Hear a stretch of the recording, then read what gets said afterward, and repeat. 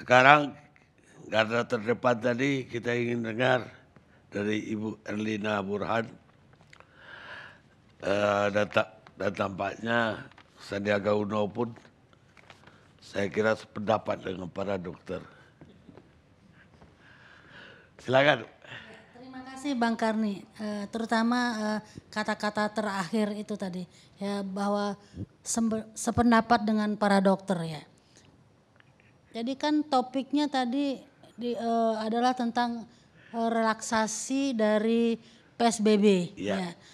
Jadi kalau kami tenaga kesehatan mengharapkan, bermohon agar ini dikaji ulang, betul-betul dianalisis secara komprehensif sebelum ini diputuskan. Apalagi kan tadi Bang Karni telah menyampaikan bahwa kasus ini belum turun. Kita lihat saja 2 hari ini. Sebelumnya kan masih 385.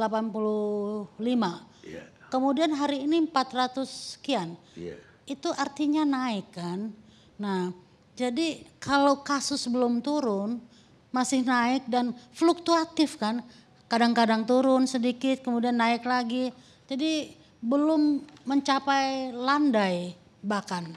Ya, jadi dan ini menurut saya agak berisiko kalau dilakukan relaksasi dari PSBB. Apalagi saat ini yang kami hadapi tenaga medis adalah kan berhadapan dengan pasien COVID. Nah, kan salah satu tantangannya adalah bahwa pasien PDP yang itu kan cukup banyak, PDP ini, ODP juga. Nah, untuk memastikan mereka ini apakah COVID atau bukan itu butuh waktu, dan waktunya nggak cukup cepat, bahkan saya katakan relatif lama. Kenapa demikian? Karena kapasitas laboratorium kita memang belum memadai, belum cukup, sehingga banyak sekali justru pemeriksaan ini antri di laboratorium, dan itu dampaknya kepada kami di rumah sakit tidak tahu status pasien ini apakah COVID atau masih PDP. Nah, ini kira-kira akibatnya apa? Bahwa untuk mengetahui status COVID positif ini cukup lama, akibatnya seolah-olah ada kasus barangkali yang positif tapi dalam tanda kutip tersembunyi. Ya, karena kita memang masih menunggu hasil. Dan ini kalau masyarakat abai atau dalam artian kelompok PDP ini tidak cukup disiplin, maka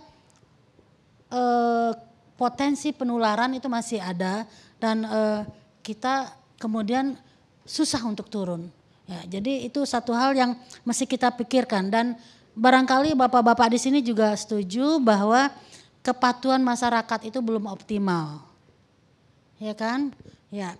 Masih, jadi kalau masyarakat belum patuh, belum optimal menjalankan PSBB ini, maka pencegahan penularan di masyarakat, antar masyarakat itu tidak terjadi sebagaimana yang kita inginkan. Jadi mungkin tetap terjadi penularan, dan penurunan yang kita inginkan itu lambat sekali. Jadi kalau bisa kita semua lebih disiplin, sama-sama berjuang, sama-sama menahan diri ya.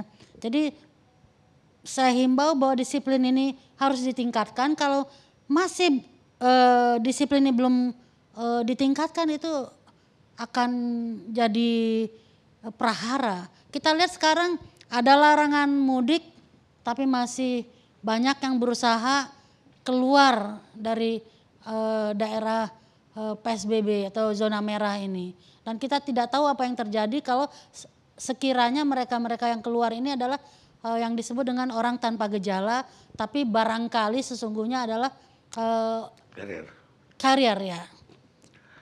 Ini Pak Karni udah pinter banget nih sekarang ya. Ini sampai tahu karier segala. Itu kan satu kali ibu ajarin kita langsung hafal. Iya, kemarin ujian semester juga lulus ya Pak ya. Apalagi gitu. Bu Erlina, pertanyaan saya, ini kan lagi menggantung ini. Artinya sampai sore ini di rapat terbatas kabinet kita, dan Pak Presiden masih belum ambil putusan bisa iya, bisa enggak. Artinya kalau desakan dari para menteri yang muncul di permukaan, ya iya harus PSBB-nya dilonggarkan. Saya sungguh berharap Pak Presiden mendengarkan kami tenaga medis. Ya kami ini kan di hilir nih, menerima apa yang terjadi di hulu. Di hulu ini harusnya pencegahan. Kalau ini tidak bisa dilaksanakan dengan baik, saya tidak bisa membayangkan apa yang terjadi pada fasilitas kesehatan dan juga para petugas kesehatan.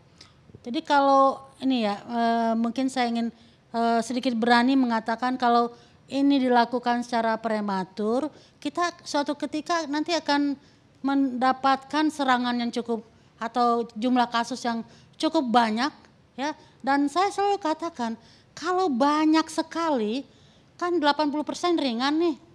Oke, mungkin kemungkinan besar sembuh, insya Allah sembuh. Tapi yang 20%-nya dari yang banyak itu harus dirawat dan kita nggak cukup kuat untuk itu. Jadi tolong juga dipikirkan kami di rumah sakit tenaga kesehatan. Sesungguhnya kami ini ingin sekali memberikan pelayanan yang optimal.